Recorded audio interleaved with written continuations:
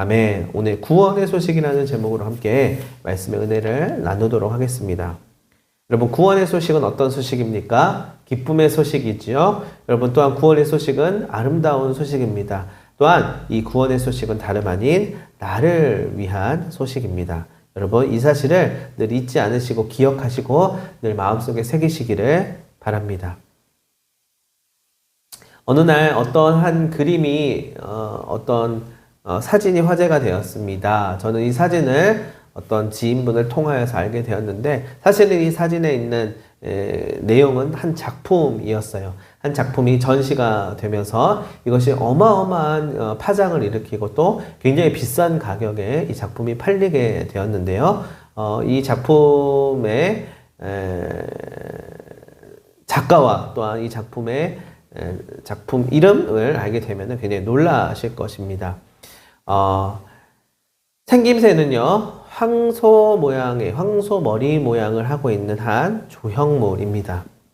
그런데 이 조형물은 굉장히 우리가 일상에서도 접할 수 있을 만한 이 자전거 안장과 또 자전거 손잡이를 이렇게 결합하여서 대충 어떻게 붙여가지고 만들어서 봤을 때 황소 머리 모양처럼 보이는 그런 작품입니다. 손잡이 부분을 뒤로 뒤집어서 뿔처럼 만들었고요. 안장 모양을 황소의 머리처럼 이렇게 앞에 뾰족하게 나와 있는 안장 부분이 이 얼굴의 입과 코에 해당하는 부분이고, 뒤에 약간 널찍한 부분이 이 얼굴과 이 눈, 또 얼굴 골격을 나타내는 거라고 상상을 불러일으킵니다. 뿔이 난 소의 모양을 하고 있는 작품이라고 또 이름이 붙여져 있는데요. 굉장히 어떻게 보면은 평범하고 별 볼 일 없어 보이기도 한데 이것이 작품이라고 하고요. 굉장히 어마어마한 가격에 팔렸다고 합니다. 그리고 이 작품을 만든 작가는 다름 아닌 우리가 잘 알고 있는 유명한 작가 파블로 피카소입니다. 이 작품은 1993년에 낙찰된 경매가가 무려 293억 원이라고 합니다. 별로 안 놀라우신가요? 한 200억 정도는 여러분 이렇게 놀랄 만한 수치는 아니신가 봐요. 자, 다시 한번 여러분 생각해 보세요. 그닥 특별할 게 없는 그저 평범한 재료를 갖다가 만든 거예요. 어느 날 어떤 한 사람이 길을 가다가 버려진 한 고물 자전거를 발견하게 되고, 이미 녹이 슬고 자전거로서의 기능을 할 수 없는 이것을 가만히 보다가 집으로 이제 가져와서 녹을 닦고 후후 불어서 착착 대봤더니 소처럼 보인 거예요. 네, 이게 바로 1942년에 황소머리라는 이름으로 제작된 세계적인 예술가 파블로 피카소의 작품이 된 것입니다. 피카소의 손에 거친 과정이라야 간단한 용접과 약간의 청동 작업뿐이었다고 해요. 이 작품에서 사용하는 재료는 일상생활에서 누구나 쉽게 발견할 수 있는, 한마디로 말해서 낡은 자전거였습니다. 그런데 이 재료들이 자전거에 그냥 있었던 경우에는 그냥 자전거의 부속 기능을 담당할 뿐이었어요. 그렇지만 피카소가 안장과 손잡이를 떼어서 결합하자 황소 머리를 떠올리게 하는 하나의 작품으로 변신하게 되었다는 것이에요. 즉, 완전히 전혀 다른 물건이 된 것이고요. 그 의미가 새롭게 탄생하게 되었습니다. 결국에는 그가 보여준 시각적인 센스와 또 새로운 창조 방식이 많은 사람들에게 신선한 충격을 전달하여 주었던 것이에요. 그의 상상력과 발상의 전환에 매겨진 그 가치가 가히 높은 값을 매길 수 있게 되었던 것입니다. 여러분, 이 작품은 현재 프랑스 파리의 피카소 박물관에 보관되어 있습니다. 자, 그리고 피카소는 이렇게 이야기하였다고 합니다. 쓰레기는 위대한 가능성을 가진 예술품의 재료입니다. 나는 찾지 않습니다. 다만 발견할 뿐입니다. 여러분, 사실 쓰레기는 쓰레기일 뿐이에요. 쓰레기는 버려야 하고요. 없애야 하는 것이 정상입니다. 그런데 피카소는 이것을 어떻게 하냐면 재발견하는 것입니다. 이미 죽어버린 고물 자전거라고 하는 형상을 가지고 그 속의 의미와 가치와 또 메시지를 담아서 재해석하고 있는 것이지요. 이제 이 작품은 수많은 이들에게 영감을 주고요. 또 여러 긍정의 메시지를 전달해 주게 됩니다. 여러분, 우리 기독교는요, 그동안 2000년의 세월 동안에 여러 가지 모습으로 발전해 왔다는 것을 알고 계십니까? 이스라엘이라고 하는 작은 민족을 통하여서 계시하신 하나님께서 그의 아들 예수 그리스도를 보내셔서 온 인류를 구원하고자 하셨던 것이고요. 이를 증거하기 위한 수많은 제자들과 전도자들과 또한 많은 사람들로 하여금 복음이 온 땅에 전파되게끔 하셨어요. 그리고 이 복음은 산 넘고 물 건너 또 이 대한민국이라고 하는 땅에까지 전달되었고요. 그리고 우리 강서구, 우리 방화동 이 빛을 밝히는 교회에서도 매주 울려 퍼지고 있게 되었습니다. 여러분, 어떻게 이렇게 될 수 있었던 것일까요? 혹시 그냥 성경책을 전달하고 번역한다고 해서 이게 가능했을 것이다 라고 생각하십니까? 아니면 선교사님들이나 전도자들 또한 목사님들의 설교가 너무너무 설득력 있고 귀에 쏙쏙 들어와서 이만큼 교회가 우리나라에 깊게 뿌리를 내릴 수 있었다라고 믿으시나요? 제가 보기에는 그렇게 단순하게 복음이 전달되었던 것은 아니었던 것 같아요. 만약 그게 사실이라면 우리나라뿐만 아니라 전 세계는 이미 다 기독교로 뒤덮였을 것입니다.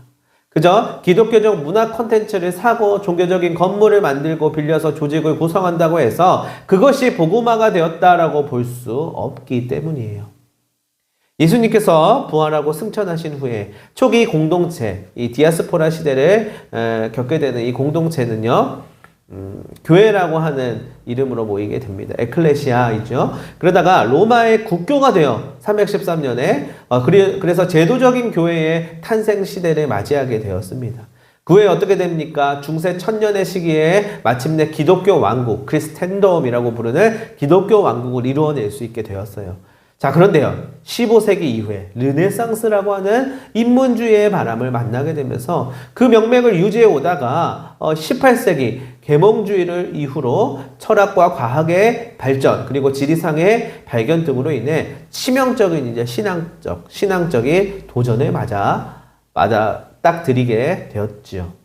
바로 이때 그 도전에 직면하여 다시금 기독교가 어떠한 종교인지를 설명하고 당시의 상황과 동시대성을 갖게끔 하여서 기독교가 그냥 옛날 유대인의 이야기, 구닥다리의 이야기, 기적과 이적의 그냥 놀라운 신화 이야기가 아니라 진리와 생명을 지닌 하나님 나라 이야기라는 것을 재확인시키는 작업이 이루어집니다. 그런데요, 하지만 시대는 계속해서 이제 발전해 가고 변화해 가잖아요. 그리고 위기와 도전은 끊임없이 맞닥뜨리게 됩니다. 끔찍하게 이제 두 차례의 세계대전을 겪게 되어 그 참상을 겪고서 동서냉전의 긴장의 시대를 또한 거치게 됩니다. 이데올로기의 시대였어요. 또한 모더니즘을 거쳐서 이제는 포스트 모더니즘 시대를 지나오면서 종교적으로는 무신론과 또는 신죽음의 시대로까지 빠르게 지나오게 되었다라는 이 교회사의 면밀한 과정들을 여러분 알고 계십니까? 여러분, 그렇다면 오늘 우리가 이제 살아가고 있는 시대는 어떤 시대일까요? 누구나 스마트폰이라고 하는 개인 휴대용 컴퓨터 겸 무선 통신기기를 소유하고 있는 시대. 기존의 가치 체계가 의심을 받고 개인과 사회가 새로운 네트워크로 전환하고 있는 시대. 종교적으로는 하나님이라고 하는 고유적인 개념이 다원화된 문화 속에서 절대적인 가치보다는 상대적인 가치와 개념으로 양분화하여 나눠 갖는 다원화 시대를 우리는 살아가고 있습니다. 이는 우리가 인지하고 있든지 아니든지 현재 우리 자리이고 우리의 삶의 흐름입니다.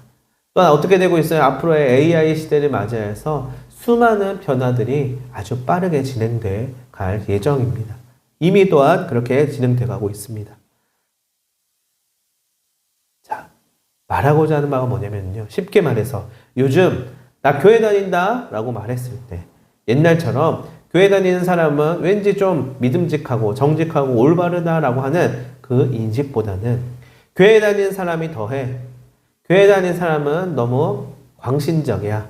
교회 다니는 사람들은 믿고 걸러야 해.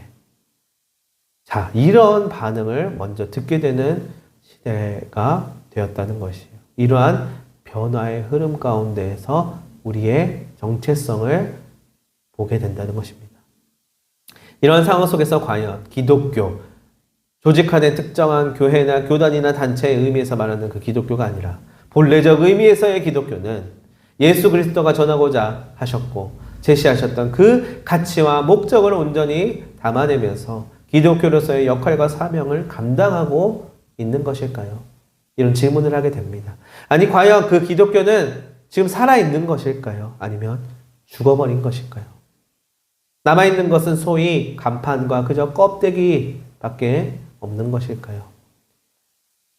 개인적으로 생각합니다. 저는 또한 확신합니다. 죽지 않았다라고 생각합니다. 그리고 교회가 희망이라고 생각합니다. 그러나 지금 생생하게 살아있다라고도 보지는 않습니다. 다만 천천히 점점 죽어가고 있는 현실 속에 있다고 생각해요. 그래서 우리는 부활해야 돼요. 살아나야 됩니다. 물론 크고 화려하고 숫자적으로 방대한 성도를 자랑하는 교회들은요, 겉으로는 건재하게 보이고 현존하다라고 말할 수도 있을 것 같아요. 근데 원래 기독교가 가졌던 그 정체성을 가진 교회, 기독교는 갈수록 희미해져가고 또한 그 힘을 잃어가고 있는 상태에 놓여 있다고도 말할 수 있어요. 그러나 우리는 살려야만 합니다. 마치 다 낡고 녹슬어서 길거리에 버려진 자전거처럼 보이더라도 생명을 부여해야만 합니다. 중요한 것은 아직 끝나지 않았다는 사실이에요. 아직 기회가 있고 또한 그 살리는 일을 주도하는 분이 여전히 우리 가운데 성령 하나님으로 함께하고 계신다는 것입니다. 그분은 오늘날 우리에게 어떻게 말씀하시고 계시하시며 전달하고 계실까요? 여러분 가지고 계시는 성경을 통하여서 또 예배 가운데 선포되는 말씀을 통하여서 또 늘 새벽마다 또는 저녁마다 아침마다 여러분들이 하나님 앞에 나아가는 그 자리, 무릎의 자리, 하루를 시작하는 기도, 하루를 마감하는 기도, 식사를 할 때, 식사를 마칠 때에 또한 함께 할 때에 혼자 있을 때 하는 그 기도의 자리 가운데 분명히 하나님께서 말씀하시고 연합하시고 또한 우리가 동행하고 계시는 것입니다. 네, 다 좋습니다. 어느 것이든지 그 가운데 하나님과의 계시 사건, 계시 체험, 인격적인 만남이 있을 때에 그 속에서 하나님의 뜻과 계획과 마음을 전달하고 계신다는 거예요. 우리가 그동안 살아왔었던 모든 시간들과 삶 속에서요, 그러한 하나님의 인도하심이 있었습니다. 얼마든지 살아계시는 하나님께서는 일하고 계셔요. 중요한 것은 우리가 그것에 함께 참여할 수 있어야 한다는 것입니다. 여기서 중요한 것은 어떠한 것이든 나의 삶 가운데, 나의 허물 가운데, 나의 형편 가운데 말씀하고 계시고 어떻게 하라고 지도하고 계시는 하나님을 전인적으로 하나의 계시 사건, 소위 말해서 은혜의 체험으로 다가와야, 부딪혀야 한다는 말이에요. 본질이 있고 어떤 흐름이 있고 나는 저 멀리 떨어져 있는 것이 아니라 이미 우리 안에 들어와 있어요. 그것을 우리가 누리고 만끽하고 또한 깨닫고 알고 그것을 삶을 통하여서 흘려보내야 한다는 것이에요. 그렇지 않고서는 단순히 우리는 신조적인 신앙밖에 되지는 않습니다. 무슨 말이냐면 우리가 아까 고백하였었던 신앙 고백이 있었잖아요. 우리 사도신경을 고백했었죠. 이것은 우리가 지향해야 하고 어떻게 믿어야 하는지에 대한 압축적이고 정리가 된 가이드라고도 말할 수 있어요. 그런데 이 매뉴얼이라고 하는 것을 그저 나의 것으로 경험하려고 하지 않고 나의 것으로 여기지 않고 대상으로서만 여기게 된다면 아무 소용이 없다는 것이에요. 그러면 어떻게 되냐면요. 학창시절에 우리 요즘에는 안 하는 것 같은데 제가 어렸을 때는 아침조회라고 하는 걸 했었어요. 아침조회 때 누군가가 이렇게 서서 있으면 연설을 하고 아침마다 하는 연설문 이런 것들이 있었어요. 우리 군대에서는 조국기도문이라고도 하고요. 전후 때는 또 복무신조 이런 것들을 하거든요. 여러분 이렇게 우리의 신앙이 이런 성격으로 변질되어 갈 수도 있다는 것입니다. 오늘 우리가 함께 읽었었던 본문은 구원의 소식. 우리에게 그러한 환경 가운데, 상황 가운데, 그러한 형편 가운데 있는 우리 한 명 한 명 실존들에게 그럼에도 불구하고 생명의 소식, 구원의 소식, 구원의 아름다운 소식이 있다는 것을 이야기해주고 있습니다. 이사야 선지자를 통해서 전달된 하나님의 나라의 그 말씀을 나타내고 있습니다. 구약에서부터 하나님께서 우리에게 주시고자 하는 구원이라고 하는 건 무엇일까요? 오늘 본문 이사야서 61장 1절부터 3절까지를 보면은 나와 있습니다. 가난한 자가 아름다운 소식인 복음을 듣고 더 이상 가난으로 인해 고통받는 게 아니라 해방을 체험하는 것이고요. 마음이 상한 자가 고침을 받게 되는 것입니다. 또한 포로된 자가 자유를 얻게 되고요. 갇혀있던 자가 노임을 경험하게 되는 것입니다. 모든 슬픈 자가 위로를 받고 또한 도리어 화관을 쓰게 되며 기쁨으로 찬송을 부르게 되는 것이에요. 이것은 곧 모든 근심을 무의미하게 만들고요. 여호와의 영광에 온전히 참여하게 되는 것을 의미합니다. 바로 이 구원을 신약에서 예수 그리스도께서 공생의 사역을 시작하실 때에 첫 번째 선포로서 하나님의 구원에 대하여서 이야기하셨던 것입니다. 누가복음 4장 18절부터 19절까지의 말씀이 그렇지요. 우리 잘 아는 말씀인데 제가 한번 읽어드릴게요. 주의 성령이 내게 임하셨으니 이는 가난한 자에게 복음을 전하게 하시려고 내게 기름을 부으시고 나를 보내사 포로된 자에게 자유를 눈먼 자에게 다시 보게 함을 전파하며 눌린 자를 자유롭게 하고 주의 은혜의 해를 전파하게 하려 하심이라 하였더라. 아멘. 자, 이렇게 선포하시잖아요. 이사야에 있는 말씀이었어요. 구약에서 신약이라는 시간적 간격이 존재하고 당시의 상황과 문화라는 역사적 간극이 있었지만 여전히 하나님 나라의 복음은 효력 있게 전달되고 있는 것입니다. 그리고 이것들이 예수 그리스도의 삶과 사역과 메시지 속에서 녹아지고 실현되면서 수많은 이들에게 이제 계시 사건으로서 은총의 체험으로서 경험되어지게 되는 것입니다. 기독교의 힘은 바로 여기에 있습니다. 기독교의 본질은 바로 이것에 있습니다. 자, 그렇다면 오늘 2025년이라는 시간적 간격이 어마어마하게 다시 생겨났잖아요. 시대적인 상황과 문화는 그때 당시와는 비교될 수 없을 만큼 달라졌어요. 공간적인 배경도 아시아 문화권에 속하는 대한민국이라고 하는 특수한 곳에 우리는 있습니다. 무엇보다도 예수라고 하는 근원적 계시의 존재도 지금 없어요. 이 가운데 우리는 어떻게 경험할 수 있을까요? 어떻게 구원을 체험할 수 있을까요? 먼저 이때 중요한 것은 우리가 신앙과 신념이라고 하는 것이 구분되었다라는 것, 구분할 줄 알아야 한다는 것입니다. 신앙은요, 곧 신뢰입니다. 헌신이고요, 충실성이에요. 바로 여기에 구원이 있습니다. 그렇다면 신념은 뭐나요? 신념은 하나님 앞에 늘 점검해야 하는 우리의 고백이에요. 신념은요, 우리를 구원해 주지는 않습니다. 다만 다른 길로 빠지지 않고 스스로 성경과 진리를 왜곡하지 않도록 우리를 붙잡아 줍니다. 자, 이제 우리는 자신을 돌아볼 수 있게 됩니다. 우리는 신앙만 가지고서 신념을 도외시했는지 아니면 신념만 가지고서 신앙은 희미해졌었는지 결론적으로 말하자면 어느 하나 빠져서는 안 된다는 것이에요. 둘 다 필요하고요. 둘 다 있어야만 합니다. 신앙만 가지고 있다면 세상과 나는 갈 곳 없고 구속한 주만 보이는 삶이 될 것입니다. 그러나 다른 사람들과 삶을 함께 살아갈 수는 없는 것이에요. 이 땅에서 교회의 역할과 올바른 하나님 나라의 가치를 실현해 나갈 수는 없는 것입니다. 또한 반대로 신념만 가지고 있다면 반복적이고 학습적인 종교적 열심만 남게 될 것입니다. 스스로 참된 성숙과 하나님의 뜻을 따라가는 여정의 삶이 없어질 것이에요. 하나님을 향한 갈망과 더욱더 깊은 영성의 단계로 나아가지 못할 것입니다. 그리고 무엇보다도 구약에서도 신약에서도 선포되었었던 복음, 즉 하나님 나라의 복음을 문자적으로만 이해하고 적용하게 될 것입니다. 우리의 신학도 마찬가지입니다. 그것이 신념이 되는 순간 그 신념은 어느 정도의 역할을 하고 유익을 주긴 하지만 구원으로 우리를 인도해가는 동력이 되지는 못한다는 거예요. 자, 어느 것 하나 빼놓지 않고 우리는 이것을 함께 가지고 가야만 합니다. 왜냐하면 우리가 오늘날 현실을 살아가고 있기 때문이에요.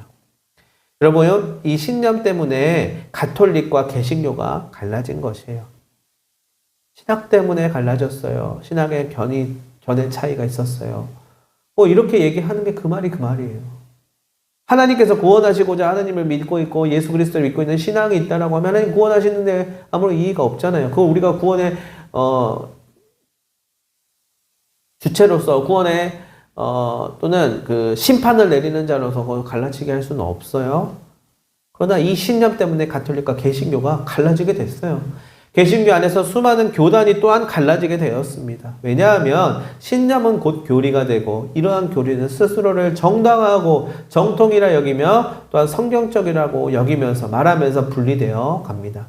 교리도요, 사실 바뀔 수 있어요. 신학도 마찬가지예요. 다양합니다. 교리가 우리를 구원시켜주지는 않습니다. 신학이 우리를 구원시켜주지는 않습니다. 무엇보다도 신념을 무리하게 지키려고 합리화하다가 싸움이 나는 것이에요. 그러나 성령은요, 하나 되게끔 합니다. 여러분, 이사야서에서 말하는 하나님 나라의 모형은 사자와 어린 양이 뛰놀고 아이가 뱀굴에 손을 넣어도 해함이 없는 곳이다라고 말하지요. 교리적으로 어떻게 이걸 설명할 수가 있냐고요. 신념으로 이것을 해석할 수가 있을까요? 하나님 나라는 매뉴얼대로 적용 가능한 그런 사항은 아닙니다. 근원적인 복음의 핵심을 포함하면서 늘 변화하는 시대 속에서 그 의미를 온전히 담아내고 적용 가능하면서도 이해 가능한 형태로 전달되어져야만 합니다. 그래야 하나님 나라의 가치와 현존, 중요성이 여전히 살아남을 수 있는 것입니다. 그러기 위해서는 뭐가 필요하냐? 사건이 필요해요. 사건. 왜냐고요? 이 신앙이라는 것은 의식적인 영역에서 뿐만 아니라 오히려 무의식의 영역에서 반응하기 때문이에요. 이것이 성령의 역사하심을 경험하는 것입니다. 온전한 하나님과의 사귐으로서 만남이 이루어지면 이 하나님 나라의 패러다임이 자기에게 맞게끔, 상황에 맞게끔, 시대에 맞게끔 적용할 수 있도록 권능이 부여되게 되는 것이에요. 여러분, 이게 바로 뭐냐면 변화입니다. 이게 바로 여러분 거듭남입니다. 이게 바로 바울이 경험했었던 회심이라는 것이에요. 존재의 변화, 삶의 변화입니다. 여러분, 이것을 원하십니까? 안 원하시나요? 그냥 하던 대로 하시는 것이 편하십니까? 그런데 여러분, 왜 괴로워하고 힘겨워하시나요? 그 사귐과 그 변화를 여러분 원하십니까? 그렇다면 맞닿아야만 합니다. 제가 한번 여쭈어보겠습니다. 여러분은 어떤 설교가 가장 좋은 설교라고 생각하시나요? 나에게 하나님께서 들려주시는 음성이라고 여겨질 때, 이거는 나한테 하시는 말씀이구나. 이렇게 여겨질 때 그 설교는 가장 좋은 설교가 될 것입니다. 그래서 우리는 끊임없이 하나님께 질문해야만 합니다. 자꾸만 관심을 가지고 계속적인 맞닿음을 소망해야만 하는 것이에요. 여러분, 그러나 이것은 한 번에 일어나지 않아요. 여정입니다. 당장에 눈에 보이는 것에 마음을 빼앗길 수 없습니다. 조급할 필요도 없습니다. 아까 신앙은 여러분 신뢰와도 같다라고 말씀드렸습니다. 따라서 우리는 서로가 이와 같은 방향성을 갖도록 서로에게 영향을 줄 필요가 있어요. 서로가 매개해 주어야만 합니다. 서로를 통해 하나님의 말씀과 하나님 나라의 가치를 발견할 수 있게끔 해줘야 하는 것입니다. 오늘날 우리의 과제는 누가 뭐래도 신앙의 발돋움일 것입니다. 제도약, 이것이 필요합니다. 언제까지 과거대로 얽매여서 새로운 사건과 초월의 경험을 포기하면 안 됩니다. 신앙생활을 오래 하다 보면 이 신앙생활에도 지루함이 생기고 루즈함이 생겨요. 처음에는 하나님의 말씀을 쫓으며 부족하지만 나를 받아주소서라고 하면서 나아가지요. 그러나 점점 해오던 관성과 습관에 따라서 하게 되기 마련입니다. 네, 그렇죠. 저도 그렇습니다. 누구나 다 그렇습니다. 그러나 거기에 머물러 있다 보면 안주하게 돼요. 고이게 되는 것이에요. 고이면 어떻게 되나요? 썩습니다. 내 안에 샘물이 솟아 나오지 못한다는 것이에요. 자, 오늘날 우리는 복음의 핵심적인 가치를 온전히 붙잡으면서 또한 우리에게 맞게끔 전달해 주시는 하나님의 현존을 신뢰해야 됩니다. 또는 반응해야만 합니다. 그럴 때 변화가 일어날 것입니다. 성령은 그 일에 가능케 하시고요. 예수께서 성령의 도움을 받으라라고 말씀하시잖아요. 이 사실을 잊어버리면 안 됩니다.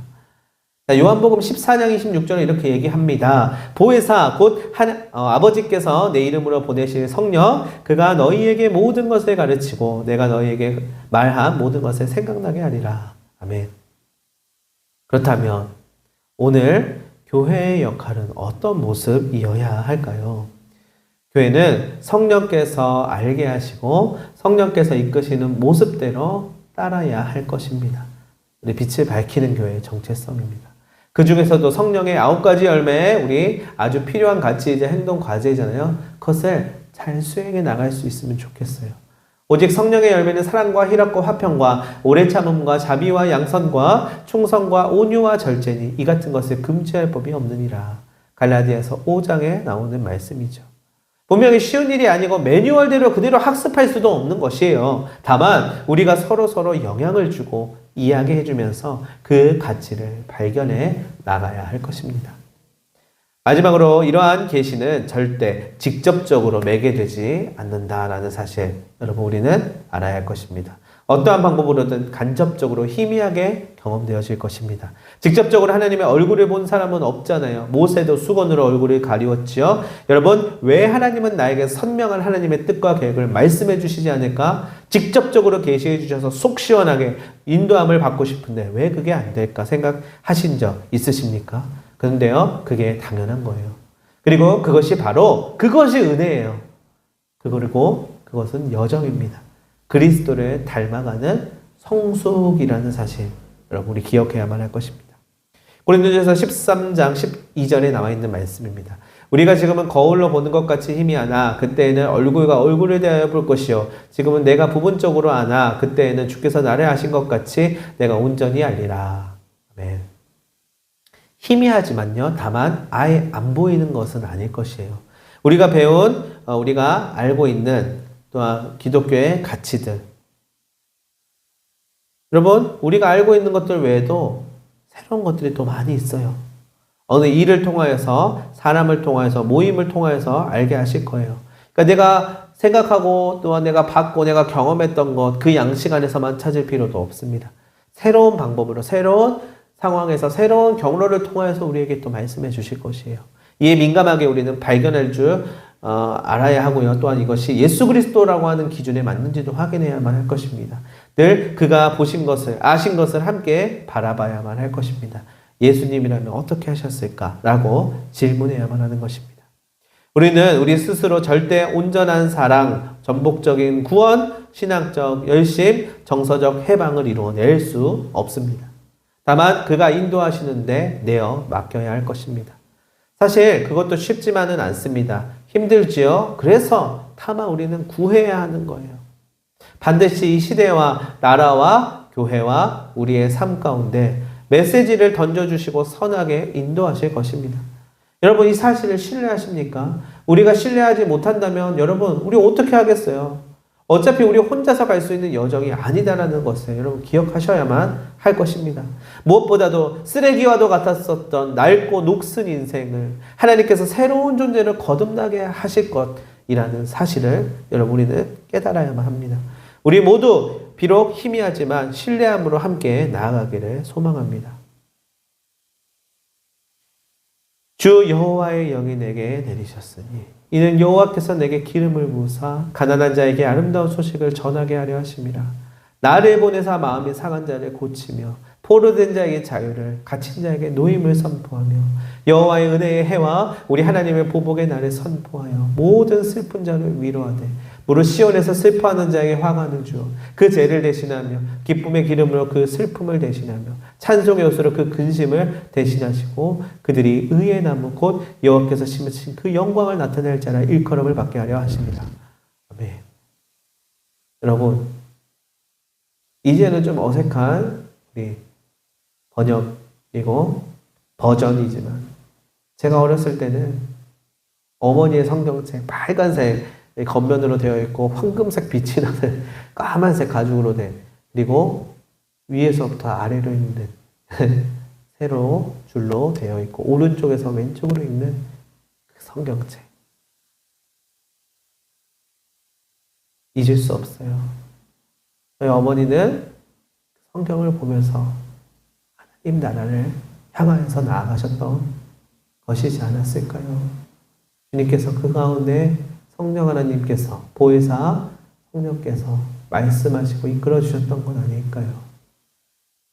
그리고 이 구원의 말씀, 구원의 소식 이사야서에서 이사야 선지자를 통해 말씀하셨던 것이 예수 그리스도를 통하여서 전달되어지고 2000년의 시간이 흘러 오늘 나에게 있어서 작동하게 되고 발현되게 되고 전유되게 되어지고 또한 확장되어지는 그리고 그 은혜가 지금 나에게 또 우리의 다음 세대에게 이어지는 그 신비한 은혜의 역사 그 여정을 여러분 어떻게 우리가 다 알 수 있을까요? 그러나 그 가운데 참여하고 있습니다. 한가운데에서 함께 나아가고 있습니다. 이 하나님 나라의 구원을 갈망하며 함께 이를 소망하면서 나아갈 수 있게 되기를 간절히 바랍니다. 기도하도록 하겠습니다. 하나님 아버지, 주 여호와의 영 성령이 내게 임하여 그동안 보지 못했고 듣지 못했고 믿지 못하였었던 주께서 일하신 많은 일들을 깨닫게 하여 주옵소서. 또한 스스로 답답해하고 괴로워했으며 눈물 지었었던 모든 근심과 어려움들을 주님께 맡겨드리고 가난한 자, 마음이 상한 자, 포로된 자, 갇힌 자를 구원하시는 아름다운 소식을 깊이 경험하며 이를 나눌 수 있는 은혜를 허락하여 주시옵소서. 힘이 하나 그럴수록 더욱더 주님을 신뢰하오니 우리의 삶을 회복시켜 주시고 변화시켜 주시옵소서. 예수님의 이름으로 기도하옵나이다.